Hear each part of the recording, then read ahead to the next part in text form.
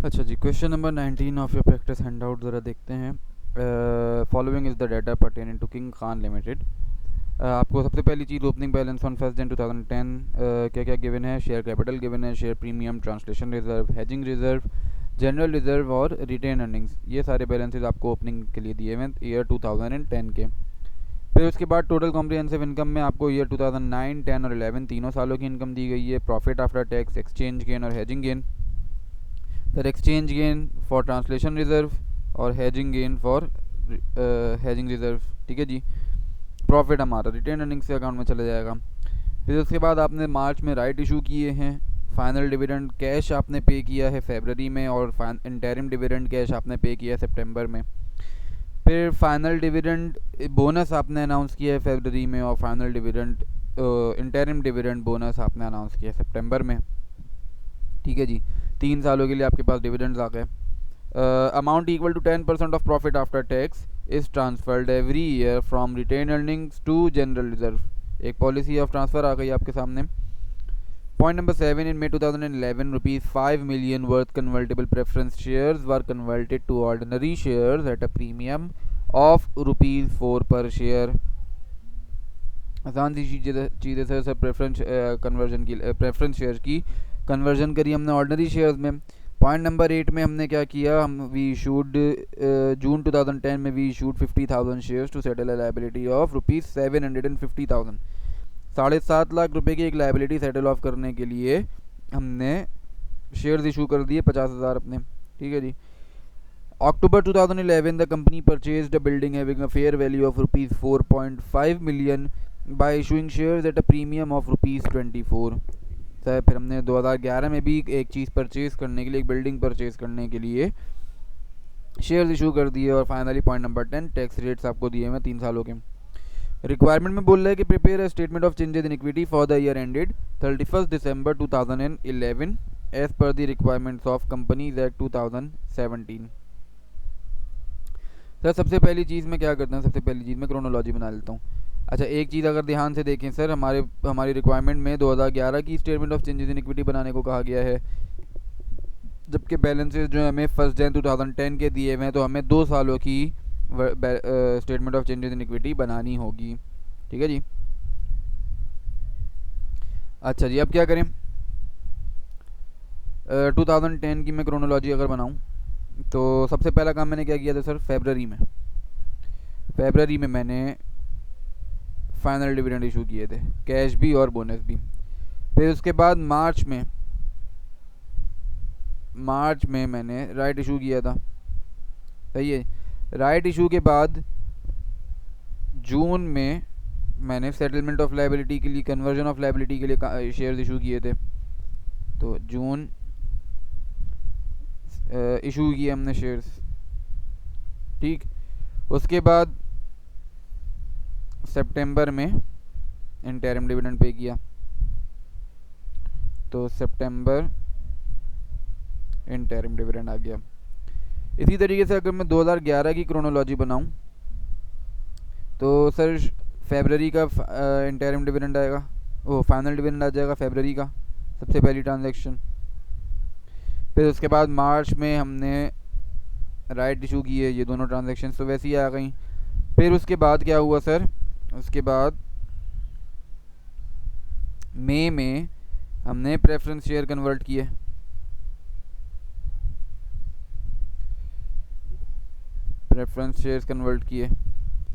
मई के बाद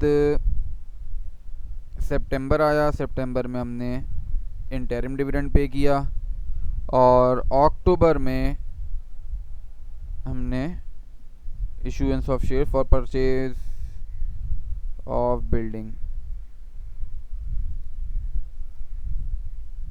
सही है जी। ये सारी हमारी बन गई, तैयार हो गई क्रोनोलॉजी फॉर ईयर 2010 और 2011। अब हमने क्या करना है sir, statement of changes in equity बना लेनी। कंपनी का नाम king Khan limited, statement of changes in equity, and for the year ended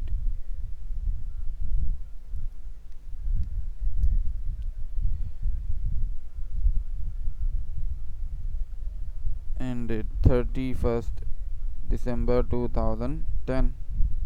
ठीक है जी। हेड्स कौन कौन से हैं सर हमारे पास है share capital, share premium, translation, hedging, general reserve और रीटेन्ड अर्निंग। अच्छा जी, share capital, share premium, share premium के बाद हमारे पास है ट्रांसलेशन रिजर्व,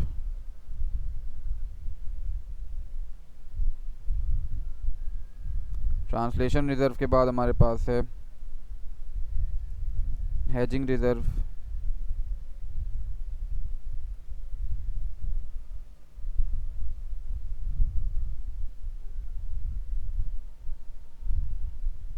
हेजिंग रिजर्व के बाद हमारे पास आया जनरल रिजर्व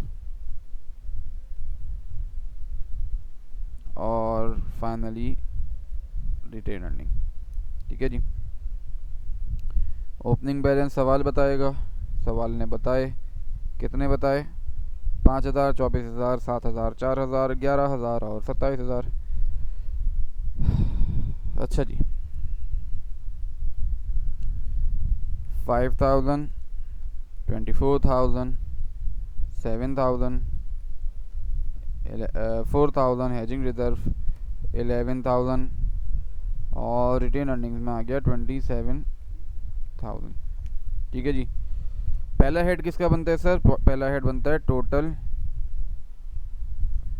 कॉम्प्रीहेंसिव इनकम। ठीक है जी। टोटल कॉम्प्रीहेंसिव इनकम में सर हमारे पास प्रॉफिट फॉर द ईयर था जो सवाल ने बताया। उसके अलावा हमने एक्सचेंज गेन कमाया था और हमने हेजिंग गेन कमाया था। कितना कितना कमाया था सर? प्रॉफिट था हमारे पास 1,300 रुपये का, एक्सचेंज गेन था हमारा 600 रुपये का और हेजिंग गेन था हमारा 400 रुपये का। अच्छा जी, तो प्रॉफिट फॉर द ईयर मैंने रिटेन अर्निंग्स में ऐड कर दिया 1,300 रुपये का। फिर उसके बाद एक्सचेंज गेन मैंने ट्रांसलेशन रिजर्व के कॉलम में ऐड किया 600 रुपये का और हेजिंग रिजर्व में मैंने 400 रुपये ऐड कर दिया हेजिंग गेन के। ठीक है जी। टोटल भी निकाल लेता हूँ इन सारे बैलेंसेस का हाथ के हाथ। शेयर कैपिटल का total 5,000, share premium 24,000, translation reserve 7,600, hedging gain में आपके पास 4,400, जनरल रिजर्व 11,000,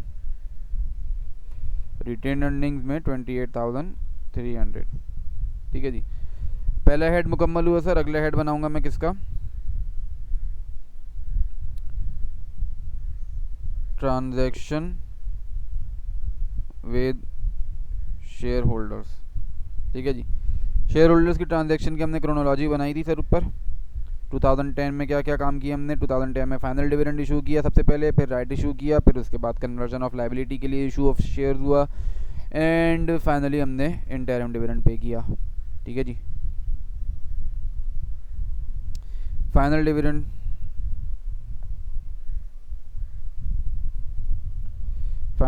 में हमारे पास कैश था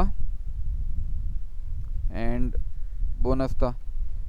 परसेंटेजेस क्या है सर? अगर 2010 के लिए मैं डिविडेंड डिक्लेयर कर रहा हूँ, 2010 में फाइनल डिविडेंड अनाउंस कर रहा हूँ, तो मतलब वो 2009 के प्रॉफिट्स पे हो रहा होगा, 2009 का डिविडेंड होगा। तो 2009 में मैंने फाइनल डिविडेंड कैश जो पे किया वो 30% किया और 2009 में जो बोनस डिविडेंड मैंने फाइनल इशू किया वो 20% किया। ठीक है जी। तो कैश डिविडेंड मेरा अनाउंस हुआ एट द रेट ऑफ 30% और bonus dividend at the rate of 20%। अब क्या करें सर? बोनस डिविडेंड्स की फिगर निकालते हैं। कैसे निकलेंगी? 5,000 अगर इसको मल्टीप्लाई कर दूं 30% से तो मेरे पास कैश डिविडेंड आ जाएगा, और अगर इसको मल्टीप्लाई कर दूं, इसी 5,000 को मल्टीप्लाई कर दूं 20% से तो मेरे पास बोनस डिविडेंड आ जाएगा। ठीक है जी। तो 5000 इंटू 30% मेरे पास जो फिगर बनती है वो है 1500, जिसको मैं रिटेन अर्निंग्स के कॉलम में से लेस कर दूंगा। ठीक है जी। बोनस डिविडेंड के लिए 5000 इंटू 20% अगर मैं करता हूँ तो 1000 की फिगर बनती है, जिसको मैं रिटेन अर्निंग से माइनस करूँगा और शेयर कैपिटल के अकाउंट में ऐड कर दूंगा। ठीक है जी। पहली ट्रांजैक्शन मुकम्मल हुई, दूसरी ट्रांजैक्शन पे आते हैं। दूसरी ट्रांजैक्शन थी हमारे पास राइट इशू की। राइट इशू के बारे में सवाल क्या कह रहा है कि हमने 2010 में 30% का राइट इशू किया 25 पर शेयर्स में। ठीक है जी। अच्छा सर, मैं इसके लिए अलग से वर्किंग नहीं बना रहा, एक ही कॉलम में सारी चीज़ें एक साथ लिख रहा हूँ, पूरी एक कैलकुलेशन एक ही लाइन साथ लिख रहा हूँ। ठीक है जी। कैसे निकलेगा सर?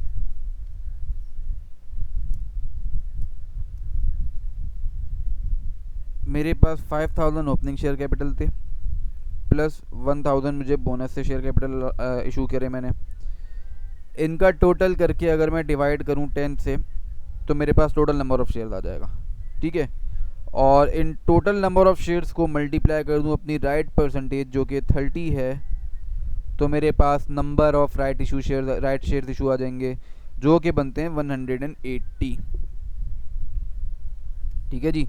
5000 प्लस 1000 6000 बने, डिवाइड बाय 10 किया मैंने, 600 आया, 600 का 30% 180 आ गया। 180 को अगर मैं मल्टीप्लाई करूं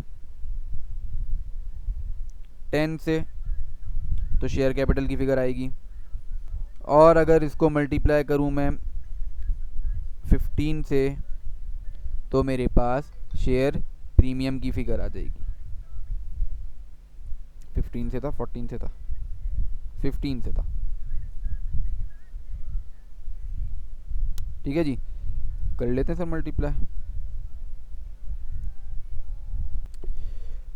तो सर मेरे पास शेयर कैपिटल की फिगर आती है 1800 और शेयर प्रीमियम की फिगर आ जाती है मेरे पास 2700।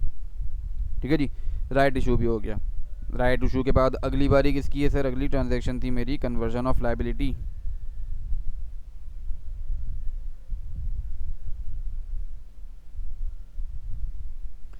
कन्वर्जन ऑफ लायबिलिटी के लिए हमने क्या किया था सर? 750,000 की लायबिलिटी के लिए हमने 50,000 शेयर्स इशू किए थे। तो एक तरीका 750,000 को डिवाइड करूं 50,000 से, मेरे पास आ जाएंगे नंबर ऑफ़ शेयर्स और मार्केट वैल्यू ऑफ शेयर। ठीक है जी। मार्केट वैल्यू ऑफ शेयर बनती है ₹15। अब इस 15 को मैं 50,000 से दो हिस्सों में यानी multiply by 10 into 50,000 par value चली जाएगी और 5 इंटू 50,000 शेयर प्रीमियम के अकाउंट में चला जाएगा। ठीक है जी। तो 750,000 दो हिस्सों में पे हुआ हमारा 500,000 का शेयर कैपिटल और 250,000 का शेयर प्रीमियम। 1000 में नहीं काम कर रहे। ठीक है जी। एक आसान तरीका और क्या था सर इसका? एक आसान तरीका ऐसा था कि सर आपने 50,000 शेयर इशू किए ना, इसको मैं मल्टीप्लाई कर दूं 10 से तो मेरे पास फिगर आती है 500,000। सर ये वो फिगर है जो आपने शेयर कैपिटल के थ्रू पे कर दी। टोटल आपने पे करना था 750,000। जो रिमेनिंग बच रहा है दोनों को डिडक्ट करने के बाद, यानी 250,000, ये वो फिगर है जो आपने प्रीमियम के थ्रू पे करी। तो 500,000 इन शेयर कैपिटल, 250,000 इन शेयर प्रीमियम। ऐसा ही कुछ हुआ सर, 500,000 इन शेयर कैपिटल, 250,000 इन शेयर प्रीमियम। ठीक है जी। आप ऐसे भी चाहें तो कर सकते हैं। खैर, ट्रांजैक्शन नंबर 4 इंटरिम डिविडेंड की थी।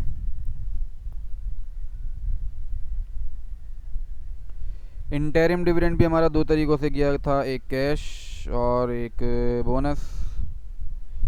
2010 का अगर मैं इंटरिम डिविडेंड पे कर रहा हूँ तो 2010 में ही जाके इंटरिम डिविडेंड देखूँगा। कैश 35% पे किया और 2010 में इंटरिम 25% पे किया। ठीक है जी। तो cash at the rate of 35%, bonus at the rate of 25%। कैसे निकलेगा सर? ये देखिए, 5000 ओपनिंग, 1000 का बोनस इशू किया, 1800 का शेयर राइट इशू किया, 500 लाइबिलिटी को कन्वर्ट करने के लिए इशू करे। इन सब को अगर मैं टोटल करके मल्टीप्लाई कर दूं किससे सर, अपनी डिविडेंड परसेंटेज से, जो कि है 35%, तो मेरे पास कैश डिविडेंड आ जाएगा। और अगर इसी चीज़ को मैं मल्टीप्लाई कर दूं 25% से, तो मेरे पास बोनस डिविडेंड आ जाएगा। ठीक है जी। मल्टीप्लाई करने के बाद जो मेरे पास फिगर आती हैं वो आएंगी आपकी 2905 फॉर कैश डिविडेंड, जो रिटेन अर्निंग्स आप माइनस करेंगे, और 2075 जो आप रिटेन अर्निंग से एलएस करके इंटरिम शेयर कैपिटल के अकाउंट में ऐड कर देंगे। सही है जी। यहाँ पे आके हमारे ट्रांजैक्शन विद शेयर होल्डर्स मुकम्मल। टोटल कर लूँ अगर मैं इनका, तो शेयर कैपिटल का टोटल 10375। ठीक है जी। प्रीमियम का टोटल 26950। अगले 3 अकाउंट्स तो सर वैसे ही आ जाएंगे, 7600, 4400 और 11000। 7600, 4400 एंड 11000। रिटेन अर्निंग्स का टोटल बनेगा 20820।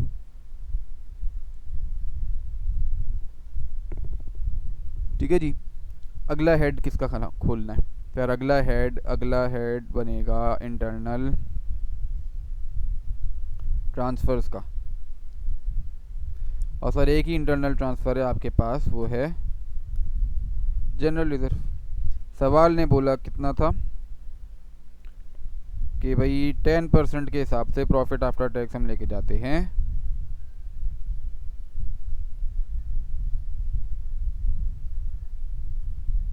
अपने जनरल रिजर्व में। जनरल रिजर्व सर 1300 का हमने प्रॉफिट आफ्टर टैक्स कमाया, इसका 10% मैं निकालूँ तो 130 बनता है। तो इस 130 को रिटेन अर्निंग्स में से निकाल के ऐड कर दूंगा मैं जनरल रिजर्व के कॉलम में, और यहाँ पे आके मेरी statement of changes in equity की ट्रांजैक्शंस तमाम मुकम्मल हुई।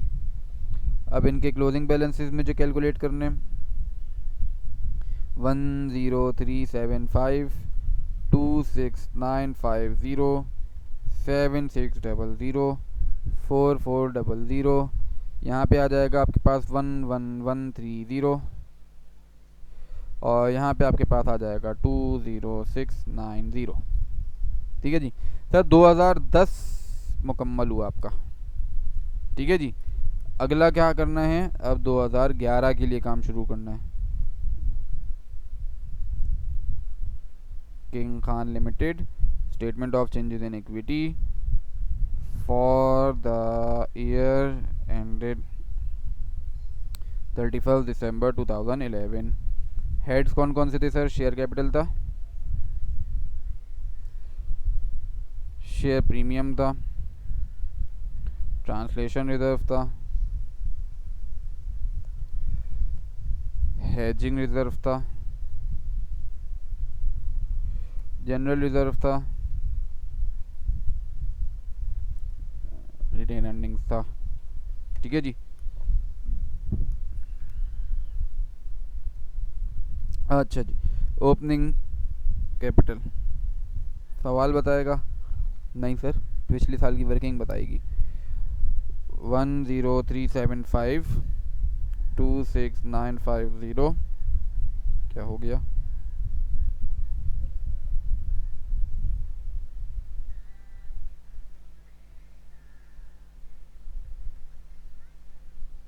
To 6950, 7600, 4400, 11130 and 20690। ठीक है जी। पहला हेड खोल लेते हैं।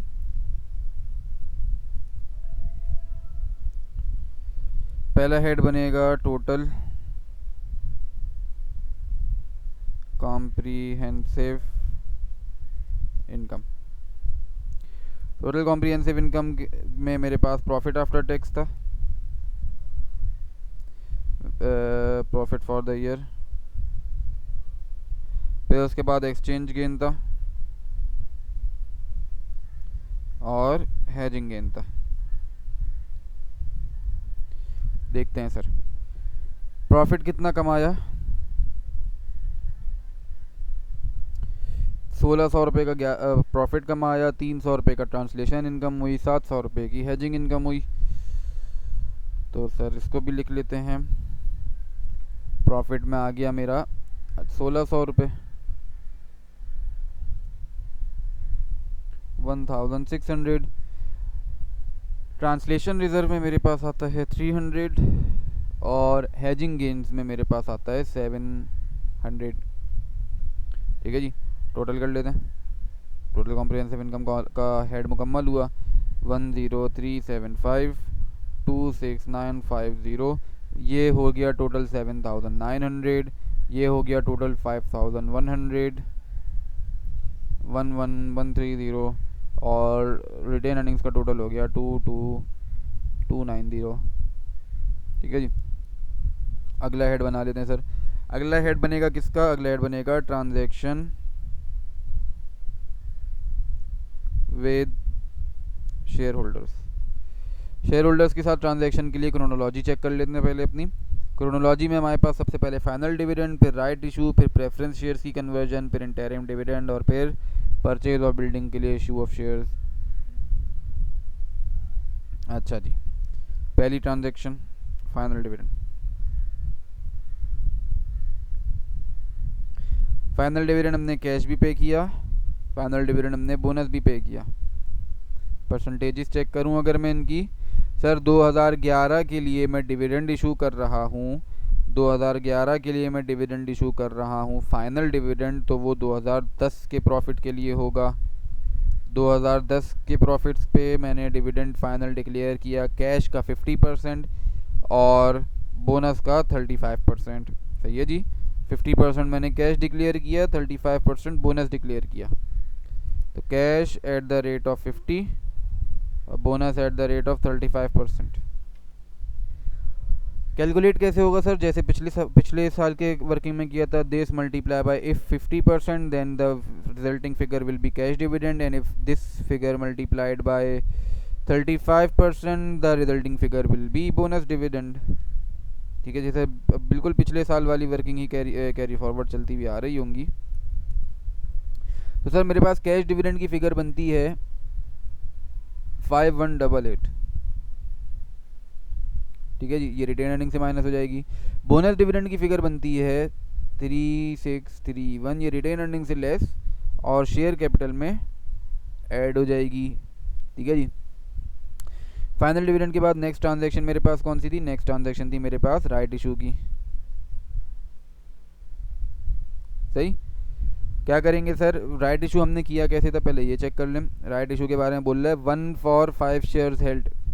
ठीक है जी, और ₹40 पर शेयर, मतलब 30 का प्रीमियम आ रहा है हमारा। ठीक हो गया जी। तो क्या करूं सर, राइट इशू में अभी तक का हमारा बैलेंस कितना है शेयर कैपिटल का? 10375 प्लस 3631। ठीक हो गया जी, ये हमारे पास आ गया total number of share, total share capital. इसको मैं डिवाइड करूं 10 से तो मेरे पास क्या आएगा? Number of shares. In number of shares को अगर मैं मल्टीप्लाई कर दूं अपनी कन्वर्जन रेट जो कि है 1 for 5 शेयर्स हेल्ड, तो मेरे पास आ जाएंगे नंबर ऑफ शेयर्स। ठीक है जी, जो कि मेरे पास बनेंगे 280.1, राउंडेड ऑफ फिगर्स यूज़ कर रहा हूँ सर मैं। ठीक है जी, तो the number of right issue shares was 280.1। इसको अगर मैं मल्टीप्लाई करूँ 10 से, अगर इसको मैं मल्टीप्लाई करूँ 10 से तो मेरे पास शेयर कैपिटल की फ़िगर आ जाएगी, और अगर करूँ 30 से तो मेरे पास शेयर प्रीमियम की फ़िगर आ जाएगी, जो कि बनती हैं 2801 एंड 11205। ठीक है जी, थर्ड ट्रांजैक्शन फ़ौरन से। थर्ड ट्रांजैक्शन हमारे पास थी प्रेफरेंस शेयर्स की कन्वर्जन। 5 मिलियन के प्रेफरेंस शेयर्स थे।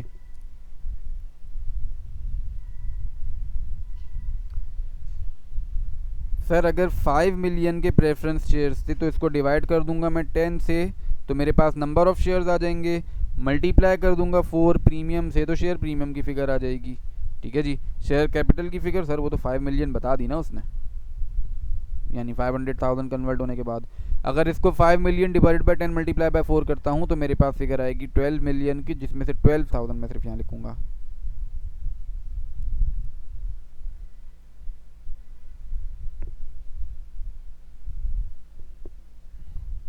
प्रीमियम कितना था हमारा, एक बार तब चेक कर लें। Eight a premium of ₹4 per share.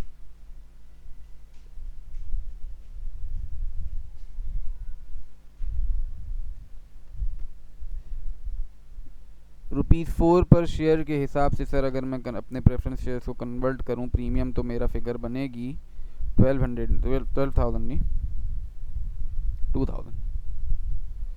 ठीक है जी सर, ये मेरे प्रेफरेंस शेयर्स की भी कन्वर्जन हो गई। इसके बाद अगली बारी नंबर 4th ट्रांजैक्शन थी हमारी इंटरिम डिविडेंड की।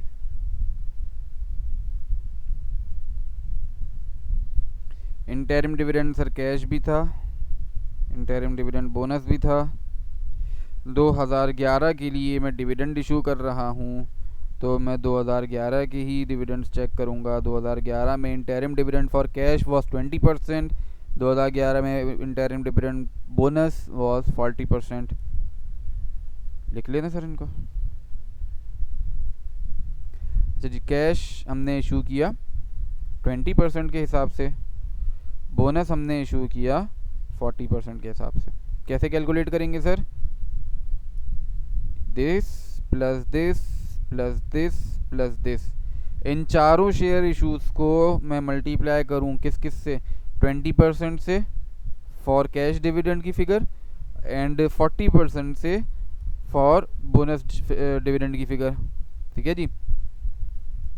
तो मेरे पास सर इंटरिम डिविडेंड की फिगर्स आती हैं, रिटेन अर्निंग से माइनस होंगी 4,362 ये माइनस, और 8,723 फॉर बोनस डिविडेंड जिसको मैंने यहाँ पे ऐड कर दिया। ठीक है जी। लास्ट ट्रांजैक्शन हमारी 5th ट्रांजैक्शन थी issuance of shares for purchase of plant. ये रहा purchase of plant, point number 9। In October 11 company purchase the building having a fair value of 4.5 million. Sir 4.5 million की building, इसके लिए हमने shares issue करे 24 के हिसाब से, सही। At a shares at a premium of 24, मतलब 24 का प्रीमियम प्लस 10 का शेयर पार वैल्यू, तो मतलब हमारा शेयर्स कितने के इशू हुए सर? 34 रुपये का एक शेयर इशू करा हमने। सही है, अपना एक शेयर हमने 34 रुपीज़ का इशू किया।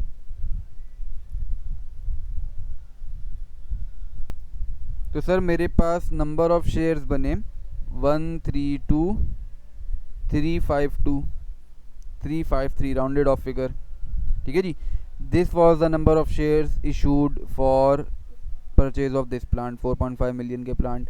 अब इसको अगर मैं मल्टीप्लाई कर दूं 10% से तो शेयर कैपिटल आ जाएगा, इसी को अगर मैं मल्टीप्लाई कर दूं 24 से तो शेयर प्रीमियम आ जाएगा। ठीक है जी। अच्छा सर, रुपीज़ इन 1000 में काम कर रहे हैं तो ज़रा सा ख्याल रखिएगा।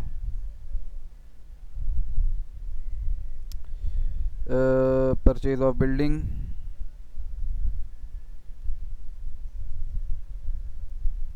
ठीक है जी, मल्टीप्लाई बाय 10 करा मैंने तो सर मेरे पास figure I 1324 for the share capital, और अगर जब मैं इसको मल्टीप्लाई करता हूँ 24 से तो मेरे पास फिगर आती है 3175 शेयर प्रीमियम के लिए। ठीक है जी। ये हमारी बिल्डिंग भी परचेज हो गई। इसके अलावा और कोई ट्रांजैक्शन जो सर बच गई हो? नहीं sir, transaction with share holders तमाम मुकम्मल कर ली हमने। अब क्या करें, टोटल कर लेते हैं सर।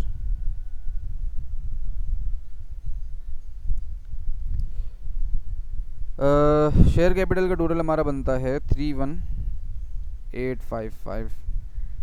शेयर प्रीमियम का टोटल हमारा बनता है 4,330 7,900 5100, 3 0 नहीं है फिर उसके बाद 11,130 और रिटेन अर्निंग्स का टोटल हमारे पास पहुंच जाता है 387 पर। अगला हेड बना लेता हूं सर जल्दी से, सवाल ख़त्म करते हैं। फिर अगला हेड है हमारे पास इंटरनल ट्रांसफ़र्स। इंटरनल ट्रांसफ़र में एक ही था, जनरल रिज़र्व, जो कि 10% ऑफ प्रॉफिट के हिसाब से ट्रांसफ़र हो जाएगा। हमने प्रॉफिट इस साल कमाया था 1600 रुपये का, 1600 का। इसका 10% मैं निकाल लूँगा रिटेन अर्निंग से।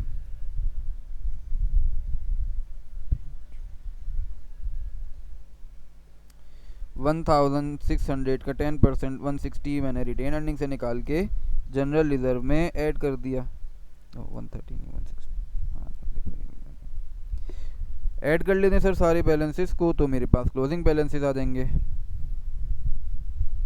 31855 वैसे ही, 43330 वैसे ही, 7900 वैसे ही, 5100 वैसे ही, 11130 प्लस 160 11290 और 387 माइनस 160 227।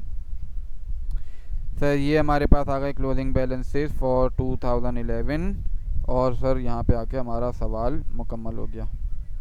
ठीक है जी, अगले सवाल की तरफ चलते हैं, आपका आखिरी सवाल।